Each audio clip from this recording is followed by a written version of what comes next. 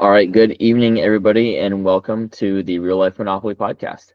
I'm your host, Jackson Pierce, and I'm coming to you from South Carolina. And then today we have with us Jonathan Chan, who is a really major player in the sub-2 and Gator communities in the creative finance space. He has a pretty widespread portfolio of single-family homes. We were just talking, he has properties in 5 different states right now. And he's actually been doing a lot of private money lending and is thinking about doing that as his primary real estate investment activity for as you know, that's something he's considering doing. So we're going to Jonathan, welcome, thanks for being here. And Thanks for having me. yeah, no, where are you coming to us from? So I am currently in Orlando, Florida. Okay. Oh, Yeah. that's a great place to be at. That's one of my that's actually one of my like kind of favorite. It's one of those states that I wish I don't own anything there, and I Mhm. don't think I'll ever be able to afford insurance on anything there. But I would love to own something in Jacksonville or Orlando or Tampa. Okay. Yeah, I'm happy to be your boots on the ground here in Orlando. Yeah, that'd be super cool. Yeah. But so how old are you? I'm 41. Okay, when did you start in real estate? What did you start when you were like okay, I finished high school, time to start wholesaling, or was it kind of something you picked up like later on? What were you doing before? So I went to school for accounting. Well, I went to school for many things, but accounting is what I graduated with, Hmm. and just started doing that for my career. I got my CPA and just worked in internal accounting, uh, and then moved over to consulting where I did accounting automation for a while. Hmm. And then COVID hit. Well, actually, no. Before that, I bought a townhouse with my wife. It was great, but then I was just kind of on Zillow looking at different houses. Found Right. this one house that was just way out of my price range, but saw that there was like a um, separate basement apartment. It was a 2-1, Hmm. and just did some searching. Figured I could rent it out for 1,500 a month, and then when I did the calculations on the monthly payment, uh, I was paying less to live in that big house than I was in the townhouse. So I started house hacking, I think at 33 or 34. Um, and then didn't really do much outside of that. My dad had some properties, so I started managing those rentals for him in the Northern Virginia area. Heard that you got rich in real estate, but it just didn't seem like it when I ran the numbers. And then COVID hits, and then I decide something has to be done. What if one of my wife? I was looking at my wife, who was sitting across the table from me at the time, pregnant with her second child, Hmm. and I was thinking, like, what if one of us doesn't make it through this? What's going to happen? I don't want to have to put any kind of financial burden on either one of us, just in case one of us can't work. So started just YouTube how to scale in real estate, and that's kind of how I got started. That was at 37, 36 or 37. Okay. Yeah. So is that moving out of the townhouse into like the single family home, was that like your first property then? Well, that was my second property because the townhouse was the first property, but the Okay. first property we ever made money off of Hmm. was the single family home. Okay. Awesome. Yeah. And do you still own that one or did you sell it? I sold it just because it was a 7-bedroom house that it didn't really make sense to rent it out. So Right. I just ended up selling it.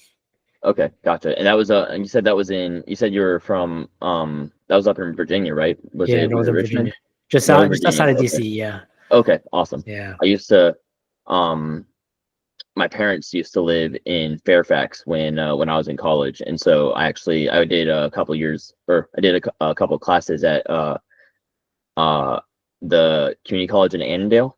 Okay, yeah. Yeah. I was about 10 minutes from there. Okay. Wow, cool. Yeah, Small world. yeah, man. Yeah. Um, that's crazy. So okay, so you you you get into single family homes, you're like, I want to build something of a legacy, something that my family can rely on in case anything happens. Mhm. I feel like that's a reason that a lot of people get into real estate, Yeah. is they're either looking for financial independence for themselves, or they're looking for financial independence for their loved ones, Mhm. Yeah. it's kind of like the hedge. It's like, like for me, it's like I have some life insurance, but like worst case scenario happens, I get hit by a car. Like there's enough life insurance to just pay off all of our houses. Mhm. And I'm just like, like my wife, her name is Rose. I'm just like, Rose, just pay off all the houses. Don't touch anything else. You know, you don't need to think about like when's the mortgage payment coming out. You just pay off the houses, Yeah. and you know, and you'll be fine. Like I at this point, I think I have something like 12 doors. So which is enough. I mean, that's plenty to Yeah. like if you own a free and clear, like you're set. You know what I mean? Yeah. Yeah. And so for me, I'm just like, okay, that this is like for sure. It's like my family's took care of. And that was like the reason for me. It's also like part of my reason also is like I'm in the army right now, Mhm. and it is a major time commitment that you can't get away from Right. unless you get out, right? And so for me, Yeah. it's like, okay, well, if I get out of the army, so I can have have control over like my day-to-day life, it's like, what do I do to support my family, right? And so that's kind of like my why for doing real estate. Mhm. But like I said, I think a lot of people um get into real estate for very similar reasons like that. It's like they're looking for independence for themselves or for their family or a mix of the two, you know? Yeah, 100%. I mean, it's nice to not have to go into an office, have to commute and all that. It's just work when you can and Hmm. hang out with your family when you want to. Yeah, Yeah. no, that's awesome. So as far as single family homes go, you know, so you started with townhouse, you went on to like the actual the house that you ended up selling, 7 bedrooms. That they're not great rentals, but they sell great. Mhm. Yeah. Especially in the DMV. Yeah. Yeah. um that which is super expensive up there. Mhm. Um so did you kind of mostly do like buy and hold for your single family portfolio? Is all did you do flips? Did you start with like doing like the Burr strategy, following bigger pockets? How'd you kind of progress from like buying that one house, moving out of your townhouse, and then to having properties across 5 states? Yeah. So I started off doing the Burr method. Hmm. And I mean, I wish I had listened to this advice. The best man at my wedding, um, he was. I'll get into that later. But I started off doing the Burr method, and my goal was I'm so stubborn that I've heard so many people say buying single family homes is not going to get you financially free. So I said, all right, then I'll just race to as many as I can. Hmm. And so I did the Burr method on as many as I could. Yeah. So how many Burrs did you actually end up doing? I did 9 Burrs, Hmm. and some of them worked out well, some of them didn't. Yeah, Yeah. that's pretty much how it goes though. Yeah. Did you study up a lot on your underwriting beforehand? Because I know when I did my first flip, Hmm. I kind of like just got introduced to real estate and you know creative finance, and I was just like, this is what I want to do. This is I want to get into real estate. I had a couple of rentals. Yeah. I didn't really know anything about underwriting. I was just like, oh well, that's a low priced house for the neighborhood. Let's send it, right? Right. Georgia, the state of Georgia, says that I made $10,000 on that flip. Mhm. I disagree, but I don't know how to prove that. I definitely felt like I broke even. um, Yeah. but I mean that's kind of like just part of the learning process. Is you know you can know everything in the world about underwriting, but until you get into a project and you start learning like what how much time things actually take and how much things actually cost and um how hard it is to actually sell in November. Mhm. Like Yeah. until you get to doing all of the like get into all of that, no amount of like I kind of feel like no amount of like screen education is gonna really prepare you for it, you know. Yeah. I mean, when I first got started, it was 10 to 12 hours of audiobooks, podcasts, Hmm. and YouTube. And it was a lot of bigger podcasts at the time. And I remember Brandon Turner just saying that to get good at underwriting or property analysis, you just got to do it. So every day I underwrote 5 properties, even though I was like half falling asleep during going through some of it.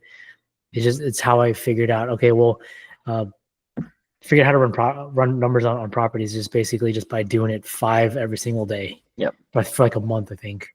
Yeah. Yeah. Yeah, it's underrated. I think is getting the reps in Yeah. on whatever you're gonna go do. It's like there's like no cost to practicing underwriting other than like Mhm. the time cost. Yeah. But definitely developing that skill can save you tens of thousands of dollars down the line as you get better at it for sure. Oh yeah, absolutely. I mean, a friend of mine, they get into real estate. They bought a house a couple of years ago in Bethesda, Hmm. and I mean, it's a great market if you're looking for appreciation, but that's not what they're looking for. Right. And so they're cash flow negative, and it's a huge strain on them. So yeah, uh, understanding how to run numbers is definitely important. Yeah. And definitely, and on top of that, like running the numbers, but you got to kind of know, it's kind of like you said, the market in Bethesda is like great for appreciation. The DMV is great for appreciation. Yeah. But finding properties that cash flow at what you would expect to refinance at, it's hard. It's hard to make rents that meet like those appreciated prices, especially when you force Mhm. the appreciation by Yeah. going and renovating. You have to have a plan for like, okay, I might be doing a cash out refinance, but I'm actually about to be losing $300 a month on rent. So that Yeah. entire cash out need like I'd have to know ahead of time, like this is an appreciation play or this is a like a passive losses play until I can do it like at some kind of 1031 exchange or something like that. Yeah. Um, but I mean that all is just like skills that you develop as you study whatever market it is you study.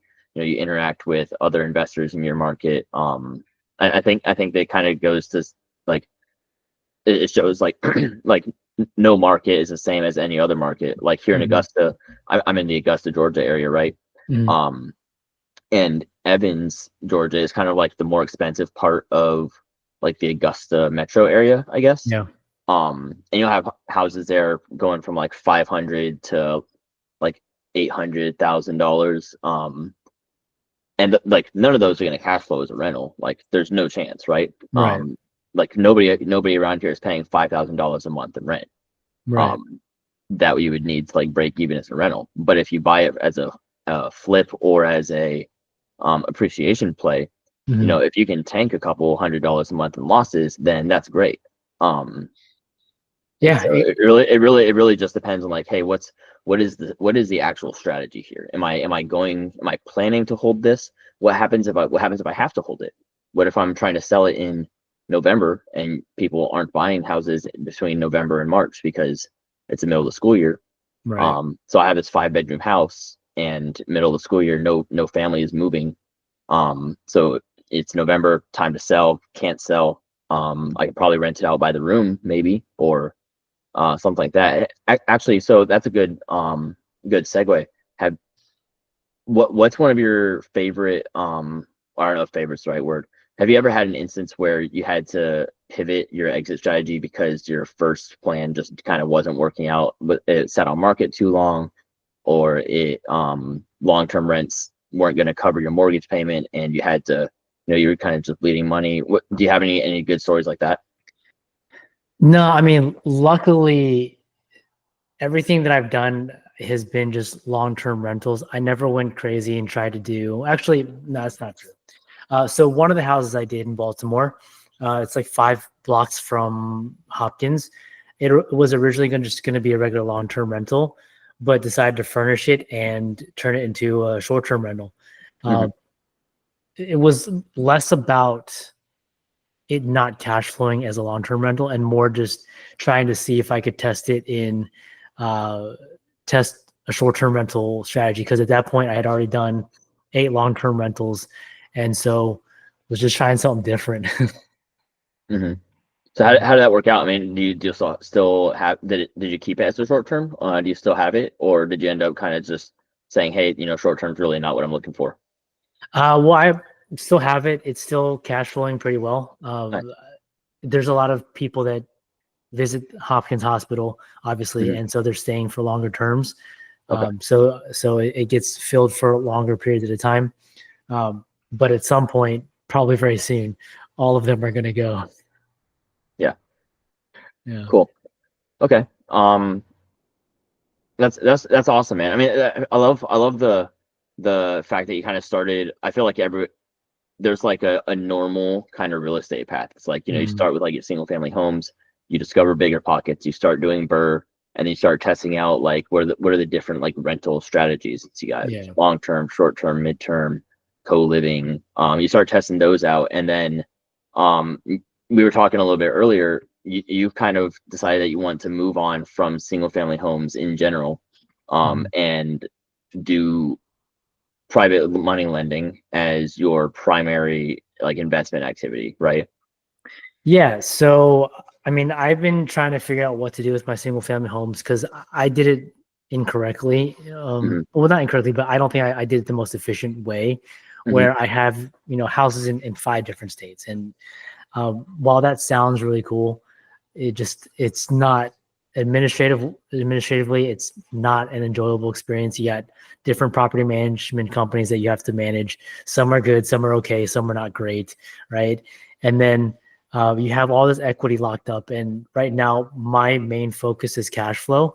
And Hmm. so all that equity is great in terms of net worth, but it doesn't help me Equity doesn't generate. pay the bills. Right, exactly. And so I found the second position DSCR lender. I was so excited about it. They were going to go up to 85% loan to value. Hmm. But the problem is I bought these all in my personal name, and I deeded them over to my LLC, but the mortgages are still under my personal name. So they're Hmm. consumer mortgages.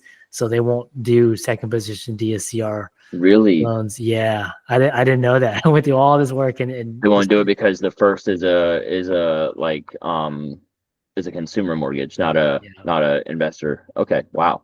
Yeah. That's interesting. I had never like I know like DSCR lenders like they won't touch owner occupied, right? Hmm.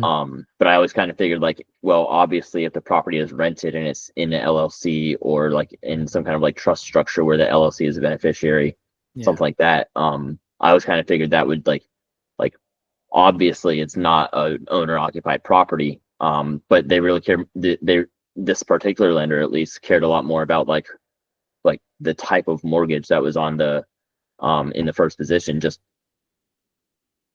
why do you know why that is? I have no idea. So they sent me. So I had two contacts at the same bank.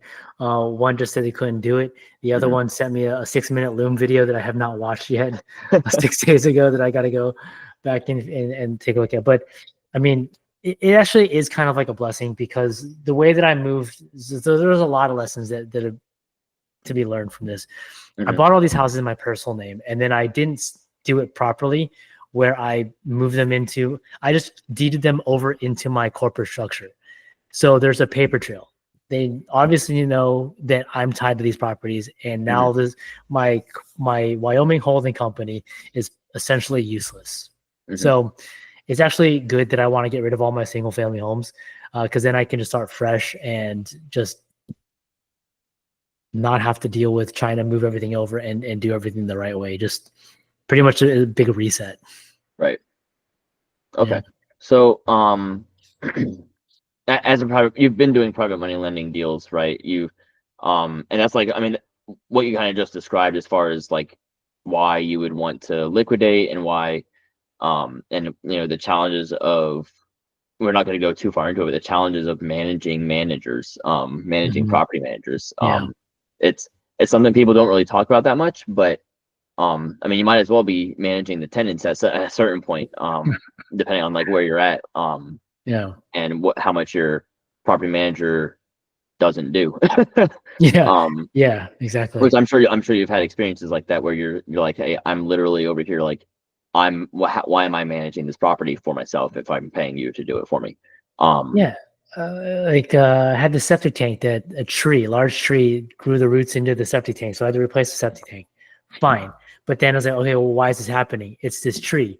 And they said, oh, it's going to cost $2,300 to cut this tree down. Well, back in Northern Virginia, where the cost of living's double, right? mhm, It cost me $900 to take down a tree that size. So then I have my VA go out and contact all these different tree companies and send them over. I find one that does it at like half the price. right. So like, what am I paying the management company for? Yeah.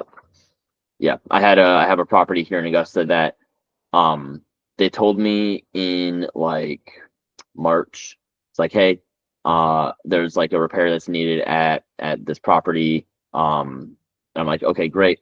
Thanks for letting me know. Get me 3 quotes, please. Like, just go get me 3 quotes. Yeah. They get me a quote like 3 weeks later. And then they don't get me a second quote until like 3 months later from their preferred contractor, which like the price that their preferred contractor gave me was like, okay, that's great. But it's like, why are you telling me that there's a repair needed if it is not needed for like 3 or 4 months? And then the quote ends up being like it turns into a pretty major repair. I'm just like, did it get worse over the 4 months because you were waiting for your preferred contractor to be like available? It's just like, I told you to get me quotes 4 months ago. Like, would you just sit there for 4 months with your own property waiting for your contractor to be free? No, you wouldn't. There's no way that they would just like, if they were living in a house, like I live in a house that I own. If something is broken, if it doesn't bother me, then I don't go tell somebody that something's broken. And if it's bothering me, I'm not going to wait 4 months to get it fixed, Yeah. Yeah. It's just like managing property managers is like a whole job on its own, probably. And I mean that at a certain point, people have like asset managers specifically whose job it is to manage their property management. Yeah. And so that's a great point. So, so going from there, going to doing private money lending. How did you start with private money lending, and what's your what's your like bread and butter? What do you kind of look out for when you're looking at a deal as a lender? Because we haven't talked a lot about it on the podcast yet.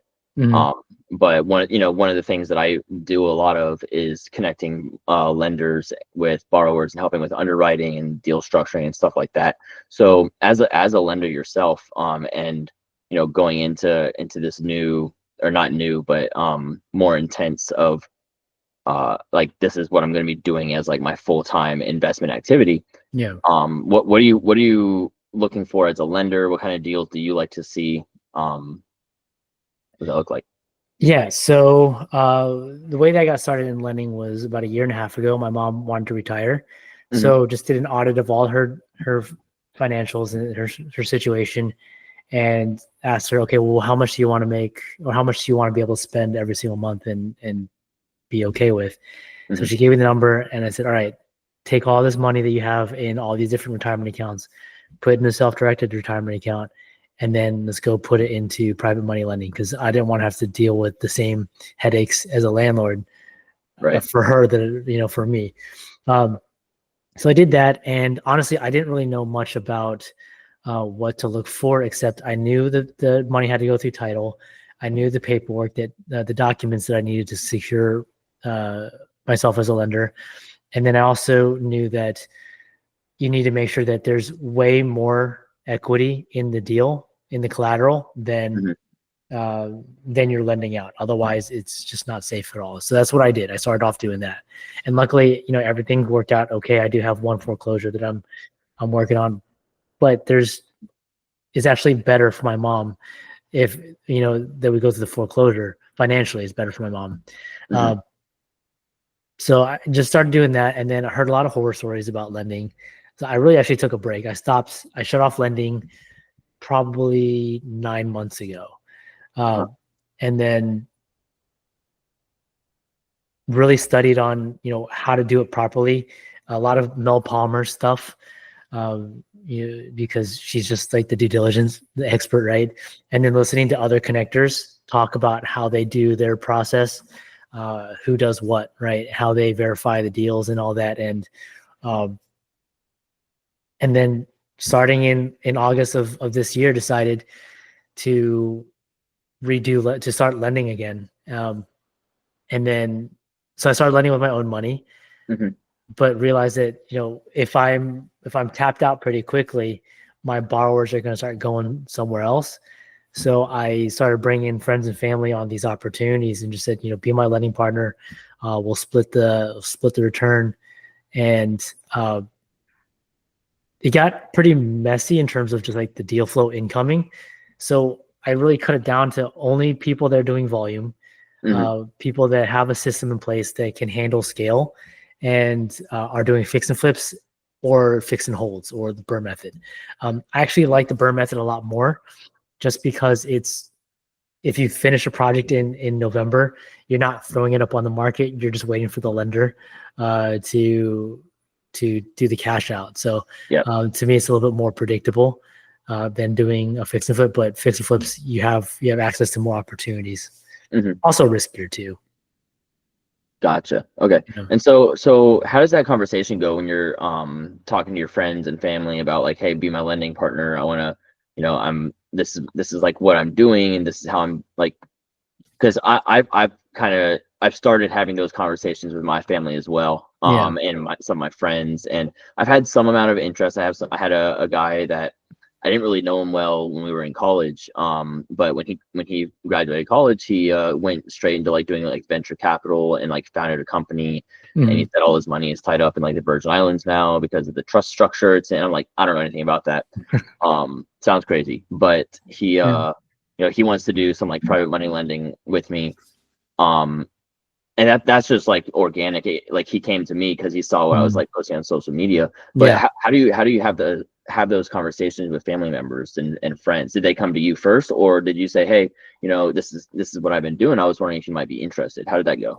Yeah, so a lot of it had to do with stupid things I was posting on social media. I mean, before all this, I kind of despised social media. I didn't even use Facebook.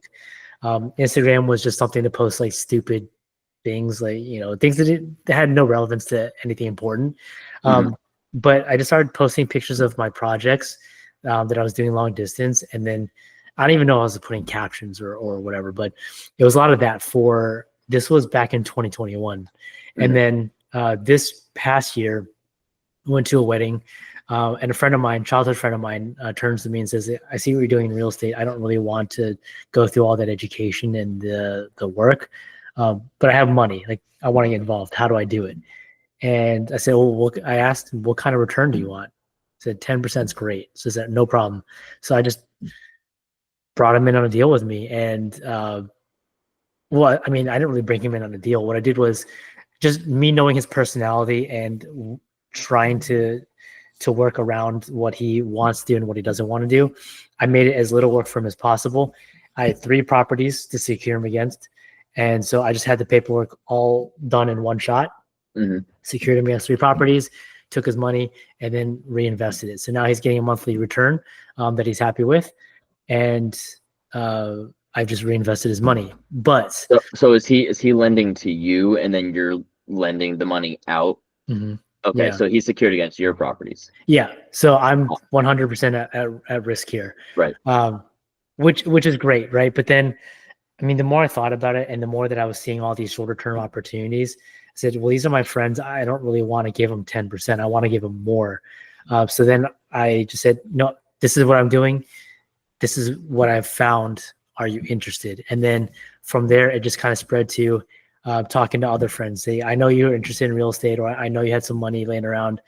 This is what I'm working on. Is this something that even interests you? This is my process of how I vet these borrowers and vet these deals. I have an operator, I have an underwriter, and I even have a personal guarantee. So I'm fully at risk. If anything would happen, it's coming out of my pocket.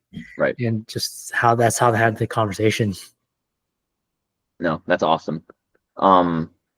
I love what you said earlier about how you hated not real estate, you hated social media before getting into before you decided to start building your brand and putting yourself out there. Because I mean, I'm kind of the same way. It makes me throw up in my mouth every time I click share on a post or go and say I'll have ChatGPT write me something like, hey, write me a little blurb about what does a good pitch deck look like, and it'll write. And I'm like, oh, here we go. Let's share it.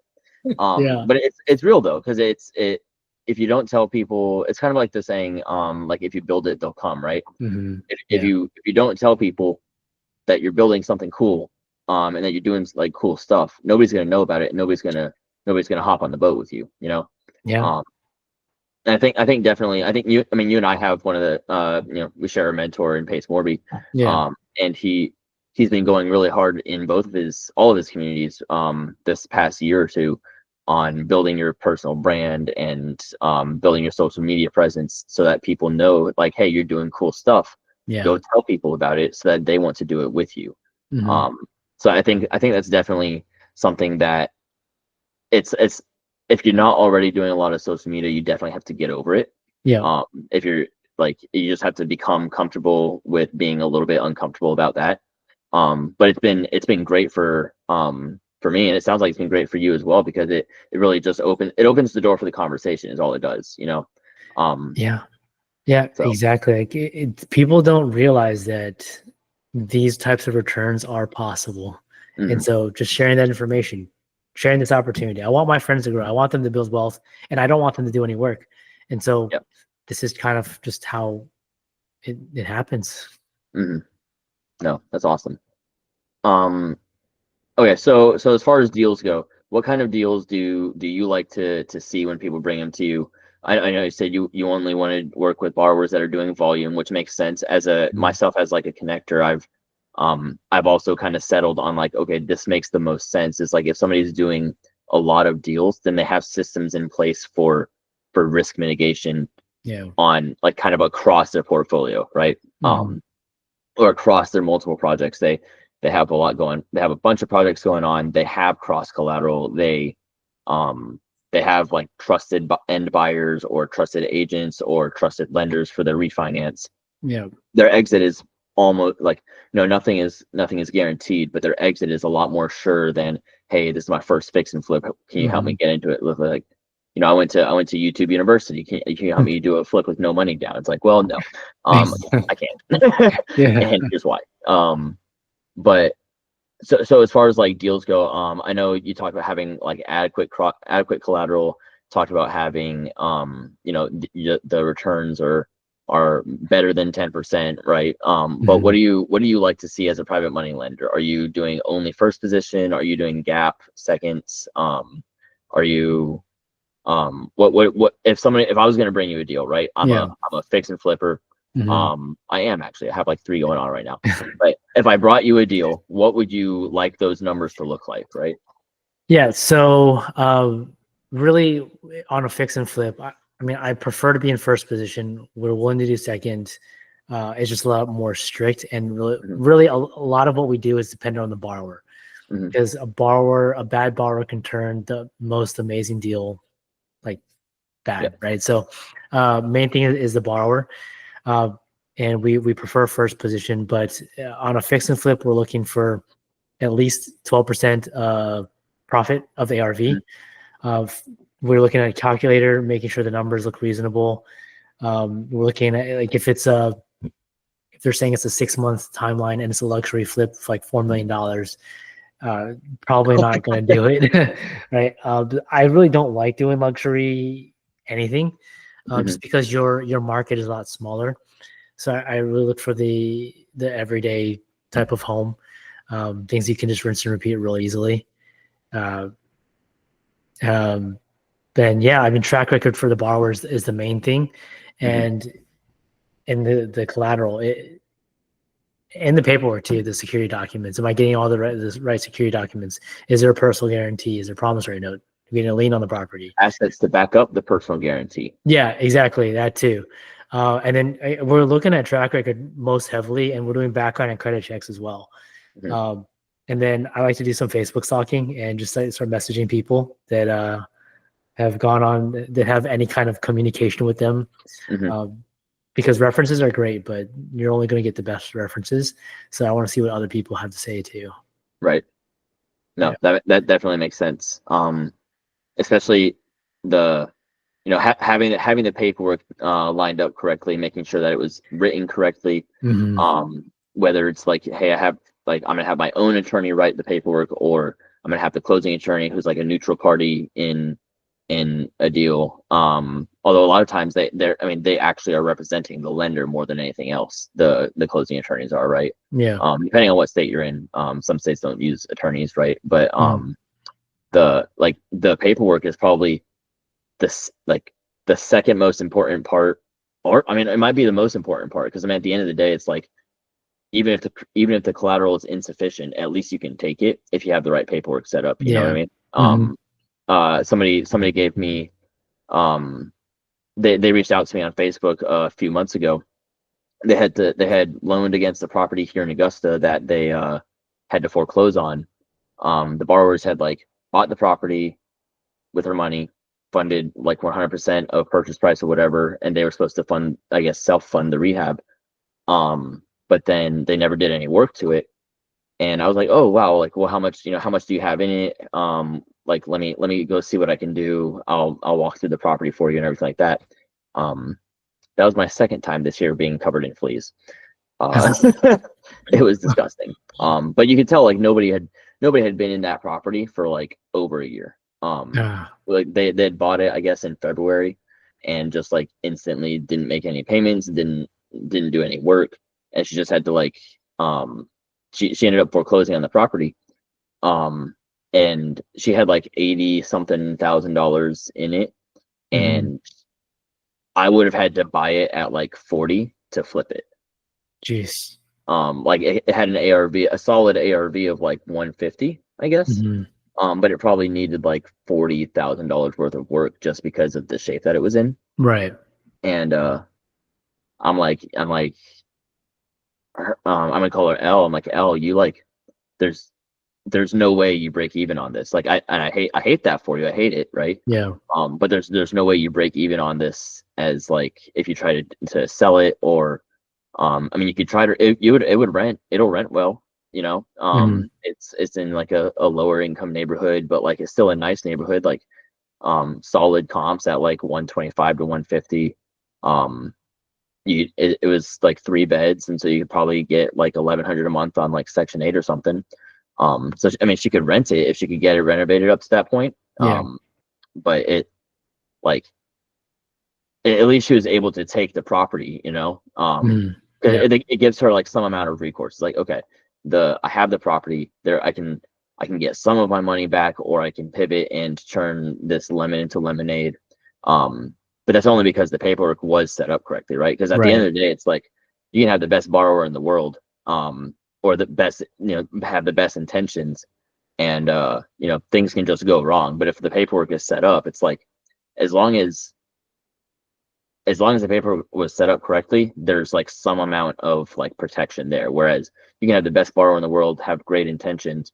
If you don't have the paperwork set up correctly and something goes wrong, it can go very wrong. And so I really appreciate you kind of bringing up that point about the paperwork, because a lot of people, that they'll gloss over it, they'll skim the paperwork.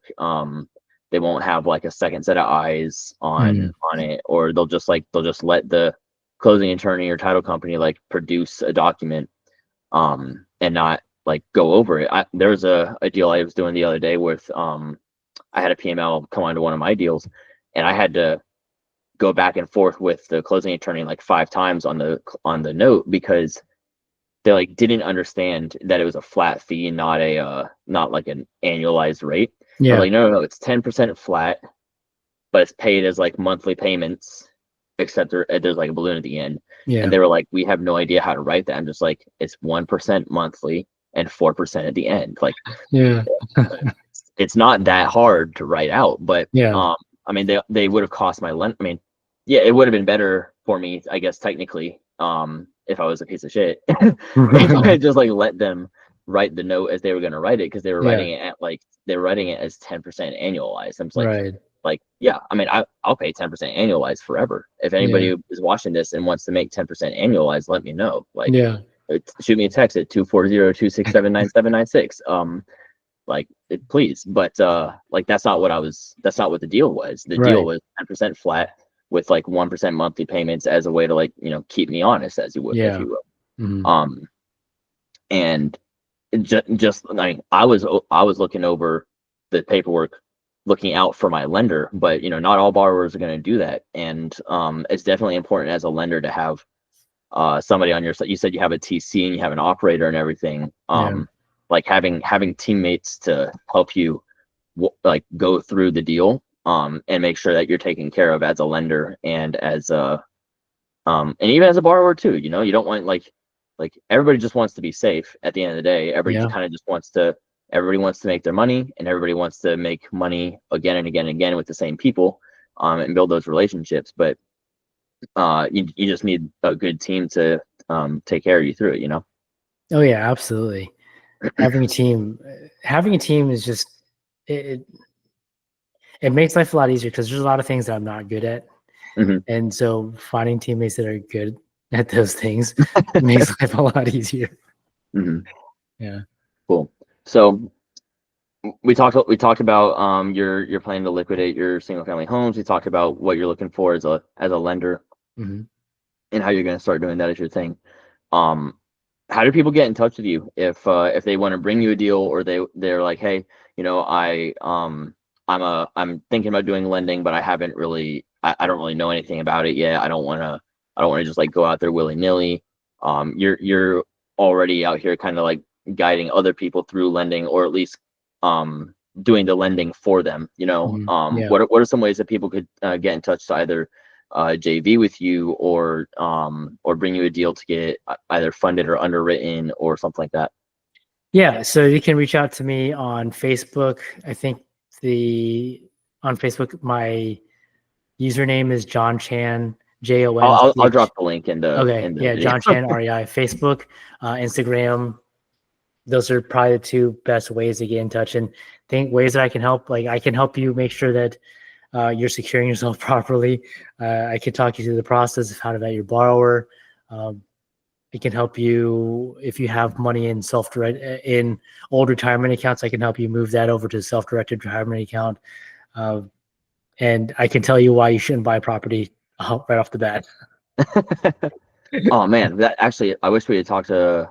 Well, I'll have to have you on again to talk more about the self-directed. Okay. 'Cause I think it's like a slept-on tool, Hmm. that people don't know about. Yeah. I think it's something like 95% or something like that of IRAs are managed by Yeah. like a manager, right? They're not Right. managed by the actual person, and so uh, no, the fact that people can tap into their IRAs and decide what to invest in, or how to use the funds themselves, is definitely an underrated tool that I hope to talk to you again about on whatever the next episode is.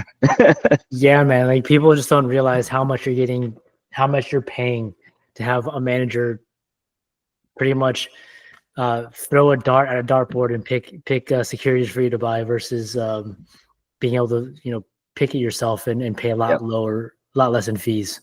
Yep. So Well, cool. Well, hey, man, I appreciate your time tonight. I know we're both on the East Coast. It's late. yeah. So I really appreciate you coming on. I'm glad we were able to finish our game of calendar tag. Yeah. And if you ever need anything, obviously feel free to reach out. We'll Me play too. calendar tag again until until we can get on a call. Yeah, man. But I appreciate you coming on tonight, and have a good rest of your night. Yeah, I appreciate you having me. Thank you.